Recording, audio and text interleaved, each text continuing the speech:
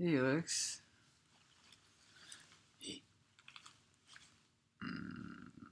No, come over here. There you go. Look at the camera. Okay. All right, you can go now. Just lay on my back or something. Yeah. Okay. I'm sorry. I'll give you attention.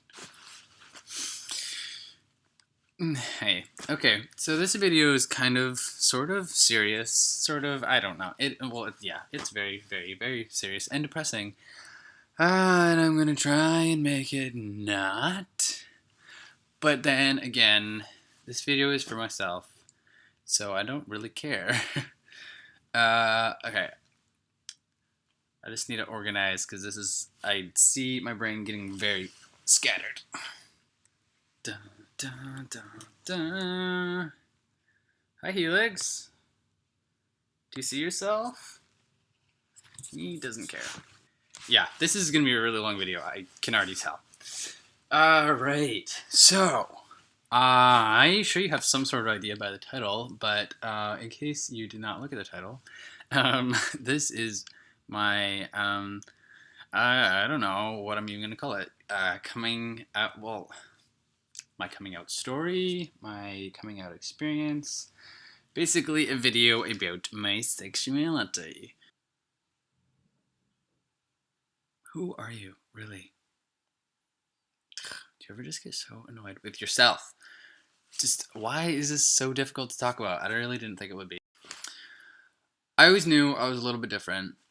That's the most common, I think, thing that people say in their coming out videos. Everybody, well, I guess not everybody, but a big portion of people in the LGBT community have a sort of feeling that they're not the same as everybody else from a pretty young age. My shoulder is like shaking. Oh my gosh. Just so you know, I had like 2 large French vanillas today because I was really tired, and that's totally besides the point, but I'm going to tell you the story because it's really funny. So I was really tired, and I went to school, and I had so much energy after I drank these things, and I just like sat there in my desk. People probably thought I was possessed because I was just like laughing, like you had to be there. It was really funny. I was laughing really hard. Nothing was happening. Nothing was funny, but I was laughing hysterically. Okay. It's just becoming a thing where when I feel uncomfortable about the things I'm talking about, I just get sidetracked. This video is going to be so long. Okay, so I always knew that I was a little bit different, as is said before. The first time I ever really heard the term gay, I think, from what I can remember right now, well, I'm thinking of 2 different time periods. When I know I heard it when I was at school. People used to call me gay. I don't know. Maybe I had like a really high voice. I hung out with girls only, because liked them. We had fun. And a lot of the guys, I felt like I couldn't hang out with all the guys because they were more masculine, I guess you could say. I don't know. This is a long time. I didn't really think about this before I started recording, but yeah, I had a really hard time fitting in with guys because I didn't like a lot of the same things that they liked. I had, what's his name? There was one guy, I think his name is Brayden, that I met in kindergarten, and he's like the only person that I sort of kind of hung out up till probably middle school. Like the end of middle school is when I stopped hanging out with him. I don't know why that's information that I decided to tell you, but it was. Oh, he's a guy. Okay, so that was like one guy friend. I had a few, but I really just connected with girls. And I guess that's a pretty common thing. Like, it makes sense. Like, gay people have a lot of girlfriends. Okay, so that is the one time. The other time, I can't remember which one came first, but my brothers, one younger, one older. I have 2 younger and 1 older, but the one just below me, the one just above me, they're the ones that were really into like gaming. So I think my older brother was playing a video game, and we were just all watching because that was our form of entertainment, watching our brother play video games. So we did that a lot, and there was I don't remember what he was playing, but there was some. Oh, I remember. Well, I don't remember what it was, but I remember what happened. There was like a guy on the screen, and I was just like, "Oh, he's hot," but I was totally like, it was a 100% joke because I thought it would make everybody else laugh, right? I didn't actually mean it. I didn't really know what. Like, I didn't know. I didn't call people hot. I didn't think people were hot at that age, but I said it because I thought it was funny, and then I don't remember who it was, but one of my brothers was like, "Oh, you're gay," and I was like, "Oh, yeah, what's that? That's funny. I'm gonna laugh." So yeah, those are kind of the first two times that I was introduced to this sort of thing, this concept. Okay, now this is story time. So I was in maybe grade 2 or 3. I was really young. I was in elementary school, like halfway. Oh, actually, I remember it was in grade 2 because I remember there was a grade 1-2 split. So there was just like there was like 2 small classes, one grade 1 and one grade 2, and they just put them together into one class. I guess that's exactly what it is, a grade 1-2 split. Like, if anybody's had a class like that, you'll know what it is. Holy crap, I'm rambling. In this class, there was this guy I met. I'm gonna say his name. His name is Brian. No last names, so I don't know. Brian, I don't know if you remember, but this what we did. I'm getting ahead of myself. So his name is Brian. I'm not going to say his last name because I don't want him to be. I don't want to out him. That is assuming that he is in fact gay. Maybe that was just a phase. Sometimes it is, you know. Sometimes it is a phase. It usually isn't, but sometimes it is. Some people are just bi-curious. You know, I believe. Oh, let's just go in all the directions today, Justin. Where are you going? I believe that everybody is a little bit bisexual. I don't believe anybody is 100% gay, 100% straight. That is a theory that I have heard, and I agree with very much so. Maybe there are some people that are 100%, but everybody's in between. Everybody's on the spectrum. So maybe he was just experimenting and he didn't like it. Okay, I need to actually tell you the story because you probably don't know what's going on. Justin knows. Justin, you remember. Yeah, it was a bad time. So, yeah, I went to his house one day and we were playing Legend of Zelda. I just remember because it was like the coolest game. I've never played it before, and now to this day I still kind of I never really got into it, but I still like it in the back of my mind. So we were playing that game, and I think we built like a fort, maybe. I don't know. I was really young, and we went into his bedroom because that's what children do. They go into each other's bedrooms and play. And I just remember. Okay, it's kind of vague, but I remember we were on his bed sitting, maybe. I don't know. I feel like he may have like pushed. No, oh, he did. I do remember. He like sort of like pushed me down, so like I was laying on the bed, and he started to kiss me on the mouth, and I was like, "What is happening?" I don't even know what a kiss is. Like, forget the fact that he's a guy. Like, I've never kissed anybody. What is happening to my mouth? So but I mean, I went along with it because if you know me, if you knew me back then, I didn't stand up for myself. I just like went with the flow. Uh, yeah, bad. So that's the result of me doing that. So yeah, that was kind of traumatic because I didn't really know what was happening. But I do remember that I went home pretty soon after that, and I was like, yeah, okay. So that hung over my head for a while. I didn't really understand that it was bad, but I knew that it wasn't like a good thing. Like, I had a bad feeling about it. So one day I remember I went to my parents just crying hard.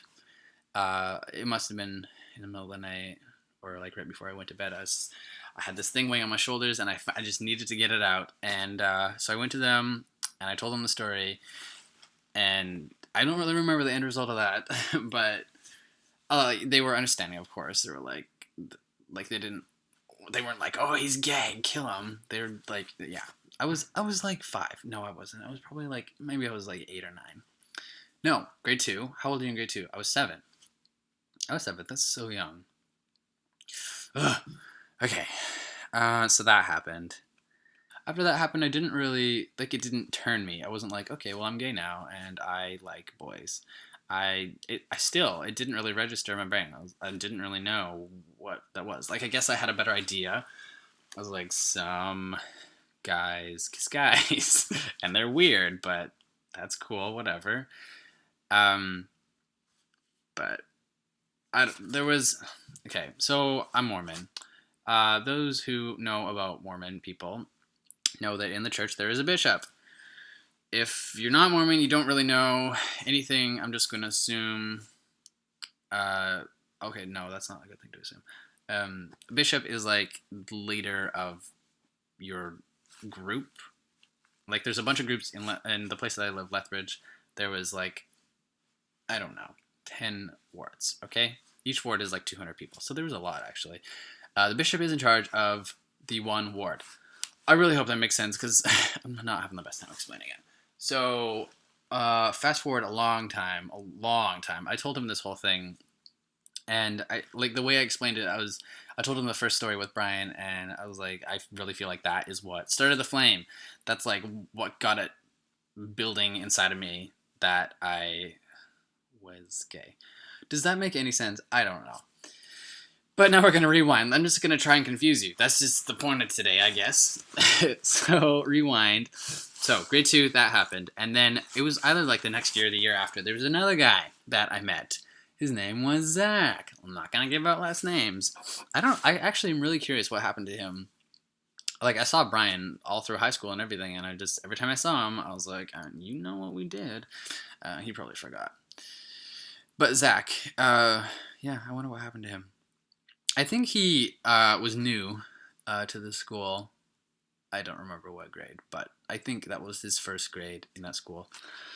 And we became friends, and we hung out a few times. And then there was one day we went to his house. And, oh, this is kind of a sketchy story. I don't know if I want to tell it. I've started, can't stop. So, people who know me, please don't judge me. We went, I don't know, we'd done things that day, like child things. I really don't remember what happened in that story, but so I just remember the traumatic part. Obviously, we were in some room and he just took his pants off. He just pulled his pants down and his underwear, and just like, hey, look, what's this? And I was like, okay, so I did it too, and we were just like checking each other out, and we never did anything, obviously. I'm not into like child porn, but wow, Justin, what a weird thing to say. We never did anything, but I think that we had things that we wanted to do on our minds, and thank goodness we didn't do it because, first of all, that's if you're gonna start doing that stuff at like 9 years old, that's disgusting. That's yeah. Ugh. But yeah, so that was another thing, and I felt extremely guilty about. I felt extremely guilty about it, and I didn't tell anybody any of this for a long time, and it just kind of built up in my brain, and eventually, I spilled the beans to my bishop. But we're not there yet. Okay, moving on. What happened next? So the whole Zach story, that was like I was like 8 or 9. I don't remember what I said. I don't want to have to adjust this thing. I don't know what I'm doing. Okay, so when I first started to think, hey, maybe I am gay, I was, I think, 13. Yeah, 12 or 13. That's still fairly young, I think. But, I mean, I've listened to a million other coming out stories, and that's a common age to realize. So, I guess it's like puberty, right? So your body is changing, and also your mind is changing. So, yeah, that makes sense. So, I started to think that I was, and instantly, I, like, I, I hit it. I wanted to destroy it. I did not want to be gay. And here is why. We're going to bring in religion again. So, Mormonism. Mormons, or LDS people, believe that homosexuality is a sin. I completely understand why, because for those who don't know, the Mormon Church is like central. Like they think that the family is like the central part of how the church works and how life works and everything. We have this thing. It's called a proclamation to the world, and part of it is about the family, and actually a part of it is about gender. I think that's what it's about. I think that's what I think that is part of it. Is what I'm trying to say. Saying I don't know. I may have just made that up, but I think there's a part that says that gender is divine or something like that. Basically, saying that like transgender people are also sinning by being themselves. So yeah, it says that being gay is a sin. It says that everywhere in all the scriptures, everything that we learn, which frickin' sucks for me, for a lot of people. So we believe that it's. We have this phrase. I don't know if it's a Mormon thing. It might just be a Christian thing. It might be more than a Christian thing, but it's love the sin or hate the sin, which basically means like you can still love the person and they're technically not sinning by being themselves, but if they partake in the sin and find love the way that their body was designed to, then that is a sin and they cannot do that and they are not going to go to heaven, which is stupid, I think. So that sucked. So from 12, 13 up till 20, I was very far in the closet and I was terrified and angry and I hated God so many times. I remember there were times I would pray to him. Oh, okay, we're just gonna back up a little bit. Also, I was pretty feminine. I don't know. I was a late bloomer in some ways, and then an early bloomer in other ways. Uh, Late was my voice. I had a pretty squeaky voice up till I think like just before I graduated is when it started to get sort of low. Uh, so people would always make fun of me for that. I remember in grade 8, this girl, Melody, she was so mean to me. We were doing our homework, or schoolwork, and I don't remember, but she's just like, your voice sounds like you're gay.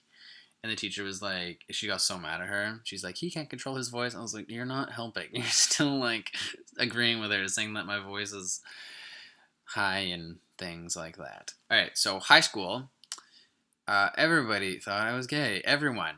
Okay, not everybody, but like the majority of my friends, like I had sort of two different groups of friends. I had like my school non-Mormon friends, and then I had a big group of like Mormon friends, and they're just blind to the whole gay thing, and they just assume because I'm Mormon, I'm not gay.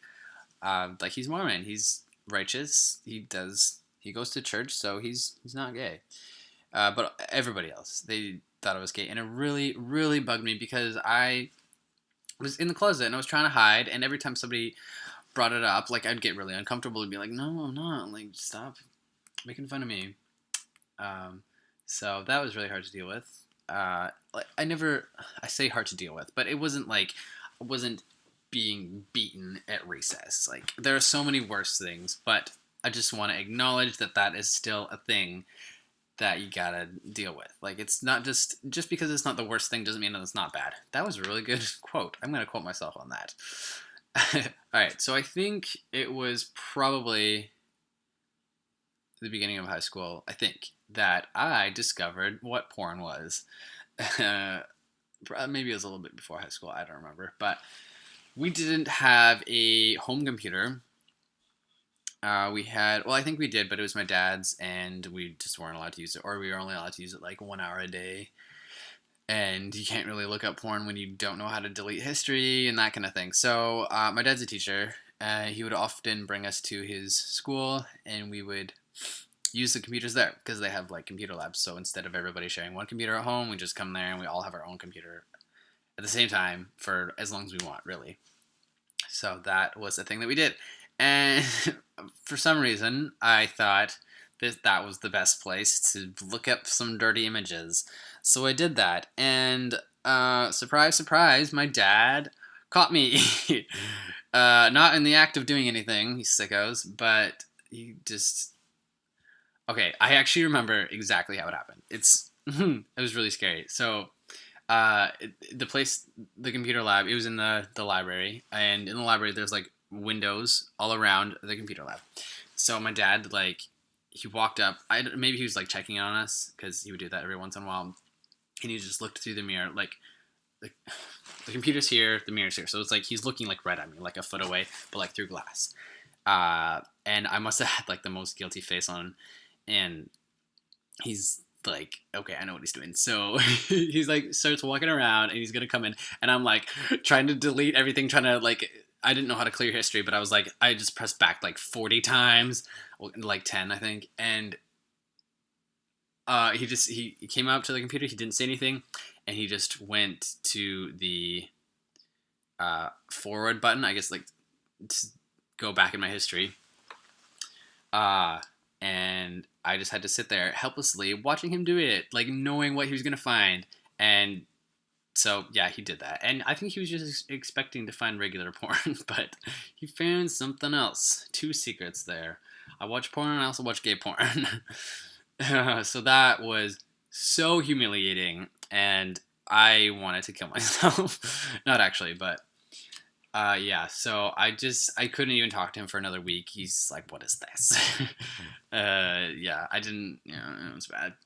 So that happened, and I don't think it really registered in his mind that it was gay porn. It was just porn, and I guess it was a good thing at the time because I wasn't ready to voice what I was feeling. You know what I mean. So that happened, and it sucked. Now, I think this is the same time. I don't really remember. I don't know. But I was in my room, and I think that was the same time. So I was in my room just like hiding from him because I was like ashamed and embarrassed, and I just didn't want to talk to anybody. So I was in there, and he came in, and he wanted to talk to me, and he like asked me about it. And I just remember that I tried to like come up with an excuse, but then I just started to cry. And I don't want to brag. Oh, I don't want to. I don't really cry. like I don't want to seem like I'm tough or anything, but I often don't cry. So it was kind of a big deal, and it really took me by surprise. I remember I told him, I was like, "Why am I crying? Like, what's happening?" And I think it was just like the pressure of this is a huge secret and nobody knows, and finally somebody found out. And even though I'm not like admitting to it or anything, I just addressing the topic really was emotionally huge for me. Uh, so I cried, and he was, okay. I hope he never watches this because I have a really awesome dad. Like he's really accepting, and as conservative as he is, with the church and everything, like he's still so open and accepting, as much as you can be in that sort of mindset. If that makes sense. Um, so he wasn't hating me for looking at those things, but like obviously he wanted to teach me that it wasn't okay, and I knew that it wasn't okay. I'm not saying that it isn't. Ugh, I have so many conflicting thoughts. Like at the time, I understood that it was wrong, and I didn't want to do that. But what I do remember is, I remember I told him, like, yes, I looked at these pictures, but I am not gay. And however that makes sense. And he's like, okay, I believe you. Let's just forget it ever happened. So that was helpful for me because I wasn't forced to come out right then and there. I really didn't know what I was at that time. But now, fast forward way into the future, I was in high school. Almost finished high school, actually. Let's go grade 11. Grade 11, grade 12, I don't know. At that point, I knew what I was. Obviously, okay, it's not for everybody, but I was like, am I bisexual or am I gay? That was really the two options. I knew I wasn't straight, and I was very depressed about it. I didn't want to go to hell. I didn't want to have to live alone forever and never get married and never have kids because I really wanted to have kids at that time. That's something that I really saw, and I really didn't want to like disappoint my family by not being an active member of the church. That really, we'll get into that later too. But yeah, later. I say later. This video is going to be really long, so prepare yourself. So yes, high school. It wasn't terrible, but I had this huge secret that I knew was a real thing. Now it wasn't just I don't know. I'm different, but I'll just figure it out later. Like I knew what it was, and I hated it. Now there were some gay people at my school, and I would just try to avoid them. I became sort of homophobic, not to the point of like hating on gay people. I hated the concept so much, and it just self hate. You know, I I think that's a pretty common thing. Just when I think a lot of gay people go through a phase of, or bisexual people, you know, everybody on that spectrum. I think they all go through a phase of being homophobic. I guess that depends on how they're raised, though. Definitely. All right, so I guess next was mission. For those who don't know, again, Mormons go on missions. Have you ever seen people with the black name tags and the white shirt and tie walking around talking to people? They always go around in pairs. Sometimes they're girls. They're most often guys. A lot of people confuse them with Jehovah's Witness. They basically do the same thing. They're just different churches. So I was going to become one of those people. And for my whole life, I never wanted to go on a mission because I was very shy. And still to this day, I'm a little bit, I've gotten a lot better, but I'm still pretty shy. Uh, and the thought of first of all, moving away by myself in a weird place for 2 years. 2 years is how long you serve. You can't talk to your family. Like, you can email on Mondays, but you just cut off from your old life, and you're just 2 years serving God. That whole spiel. So I was getting to the age of doing that. The age was 19. Just before I turned 18, I think. They changed the age to 18, but I still went when I was 19. Now, so I was terrified. I didn't feel like I was worthy because I was into porn and doing that thing. So I had to meet with my bishop very regularly, and that is when I spilled the beans on this whole past that I had. I told him, I couldn't even tell him. He asked me about these things. Like, I don't remember how it happened, but like we had a meeting and we talked about some stuff, and then I could not tell him anything. This is like something that had been locked so impossible to open, and I just like hidden so deep. I'm so descriptive. So I couldn't tell him, and I told him that we were gonna meet again, and I was gonna give him a letter. So I went home. This was on Sunday after church.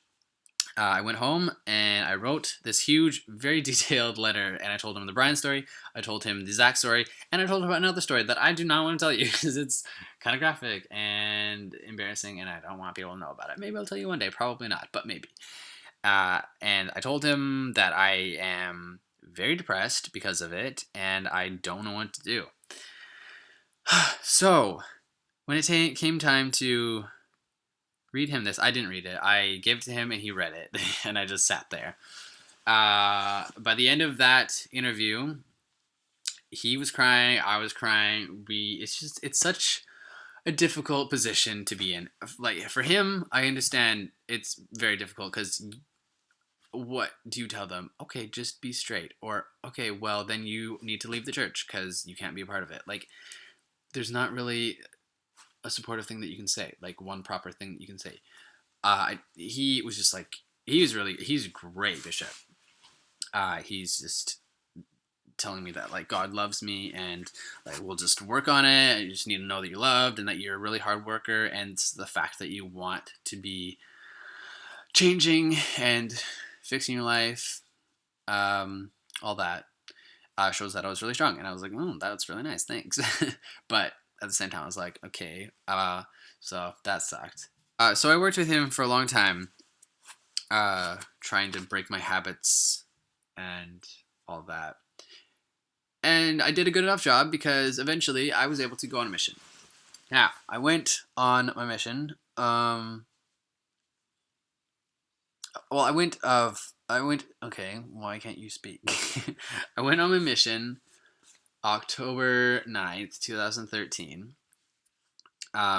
Leading up to that, though, you get, for those who don't know the process, I'm just explaining everything today. This is going to be a massive video.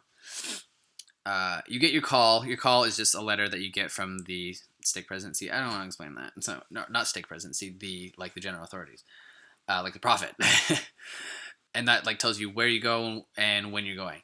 And I had to wait. I think I waited a long time, but I waited a long time because I didn't actually send my papers off.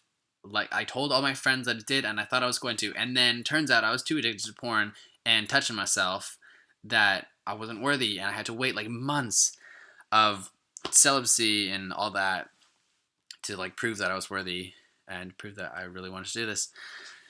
And that was very hard for me, going out later, and the risk of people finding out that I wasn't worthy, and I'm sure a lot of people assumed, but I don't really care.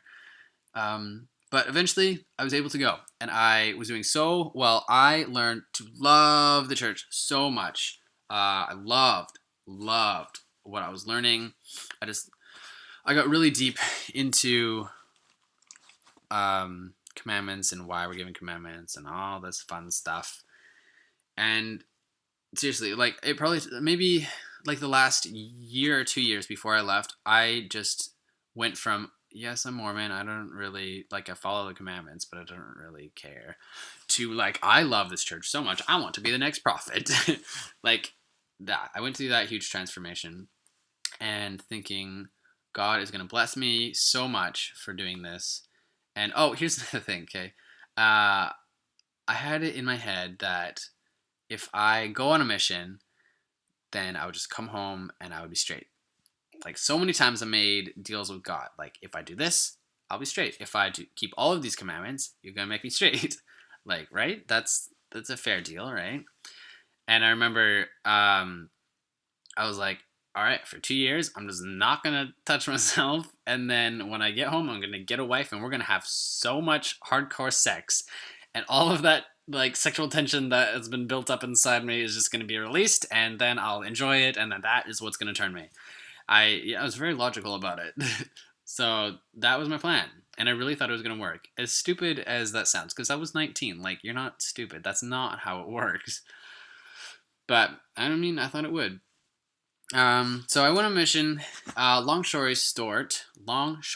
Is that what you just said? Long story short. I came home after 3 months because I got really depressed and suicidal, and I kind of almost tried to kill myself. Spoiler alert. Not going to get into that. That's a total other story. Another video if you want. I don't know. If you want. Who are you talking to, Justin? Nobody's listening. You're not. You sound like you're fishing for compliments. You probably shouldn't do that. People are going to get annoyed. What people? You're talking to yourself. Okay, shut up.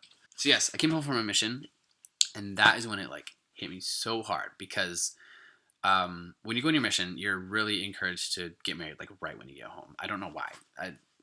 That's just what you do. You get home, your next goal in life is to get married and start a family.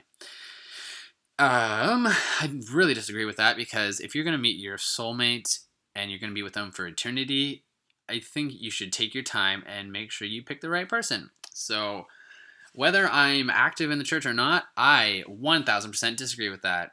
So just throwing that out there. So I came home and I was terrified because the next step was getting married. And look, I don't want vagina. I don't want to get married. I don't like boobs like other guys like boobs. So I got extremely depressed. Speak words. And I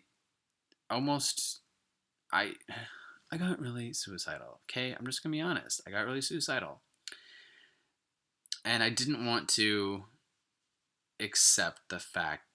I felt like I had two options. I could either stay in the church and hate my life forever, and just know that once I die, I'll be able to go to heaven, and that's fine. And you know what? Some people do that, and it's fine. And they learn to actually enjoy life because they just suppress their sexual desires. I don't know how they do it, but I guess they do. Like there's a viral gay Mormon guy. I don't remember his name, but he's on the internet. So that was my first option. My second option was to come out and be proud, out and gay all over the place. And but with that, I really felt like I was going to be depressed because I was like denying the other half of me because oh, for those who aren't religious, you don't really understand. Like that is maybe it was just me, but that was a part of who I am. That was my culture. Like I was raised Mormon. That's all I've known my entire life. And you're not just Mormon on Sundays. You're Mormon every single day. And like these were two huge parts of myself that I couldn't have together. Like I had to choose one or the other, and I felt like I was being ripped apart no matter which one I chose. So I don't know what to do. So logically, I thought, oh, I'll just kill myself. It's fine. Thankfully, I didn't, but I came very close. So then, years went by. No, not years. Maybe 1 year. When did I come home from my mission? I was still 19 when I came home from my mission. Um, yeah. So I've been home for 2 years, 2.5 years. Actually, I don't know, 2 years ish. And after a couple months, I stopped going to church. I used the excuse of people are judging me, and I don't feel like I fit in. After I stopped going to church, everything else became a little bit easier.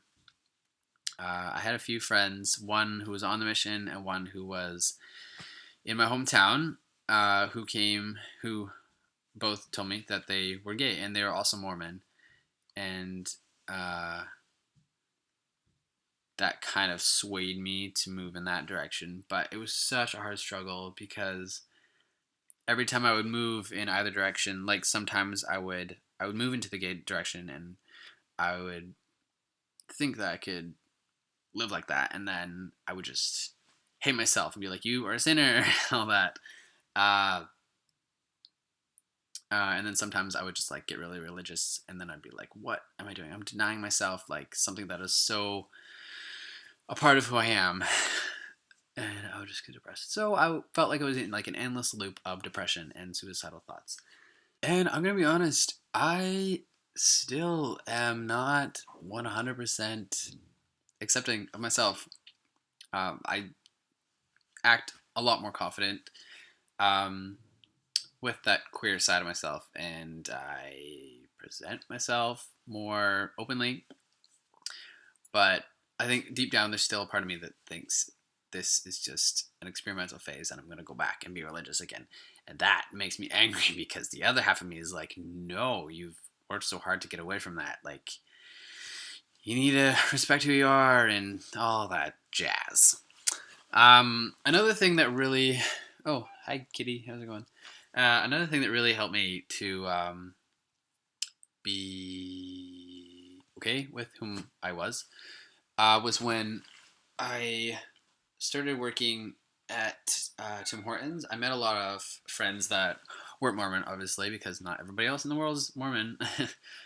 Hey, what are you doing? Get out of here. Don't go on my computer. You are crazy. I've told you so many times. What are you, a cat? Don't you understand the words I'm saying? You're so dumb. Anyway, and they introduced me to like alcohol and swearing and non-Mormon things. And that just, I don't know. I told my dad, like we had lots of conversations. A lot of them were me just crying silently in my brain, sometimes out loud, and not saying anything. But I told him, like, this, I feel like I owe it to myself to at least try to live like this. Like, I've tried the religious side, now I'm just gonna try this. And if this is how I feel like I need to live, then I'm gonna stay like that. But if at any time I feel like I need to go back, then I will. And he is really hoping that I do go back. And I actually I was texting him about this like before I started making this video. We were talking about drinking coffee. Mormons aren't allowed to drink coffee. I'm not getting into that because that is something that I don't fully understand. And there are still like, ugh, this is so complicated. I understand why he doesn't allow it, but I just wish he would be accepting. Like, I really crave acceptance from my family. And that might sound really depressing. It is a little bit.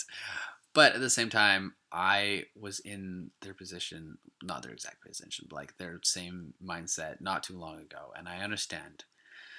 So, if I have one piece of advice for today, if you are coming out as Mormon and gay, understand that your family is not going to accept you right away because of their beliefs.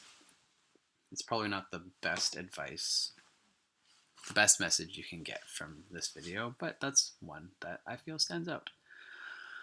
Oh, my mind is slowly turning into mush, so I think this video is going to end soon. I think I didn't say all the things I want to say. Maybe one day I'll make a part 2, but that is kind of the story of me coming out and where I am now. Yeah. Just, I don't know. Be yourself. Oh, this is a good thing to end off on. I made a Facebook status. My phone is almost dead. Okay. Go away. Hey, 2 notifications. That is lovely. Today, I think today's the 13th, 14th. So, National Coming Out Day was a couple of days ago, like I said in my last video. And on that day, I made 3 Facebook statuses, and this is one of them. I'm going to read it. Are you ready? Okay. I said, I'm going to take full advantage of today and point out that having queer pride is not always synonymous with renouncing your beliefs. Loving, acknowledging, and accepting yourself should always come first. How you live after that is just as important and respected.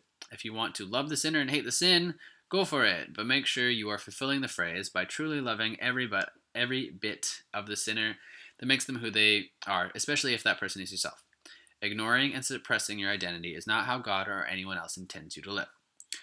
Let me repeat. Ignoring and suppressing your identity is not how God or anyone else expects you to live. So that is what we're going to end off on. I don't care if you're going to be the most religious person in the world. If these are feelings that you have, do not suppress who you are. At least acknowledge that they are real and that they exist. What you do after that is your choice, but don't hide because it's really unhealthy and makes you depressed.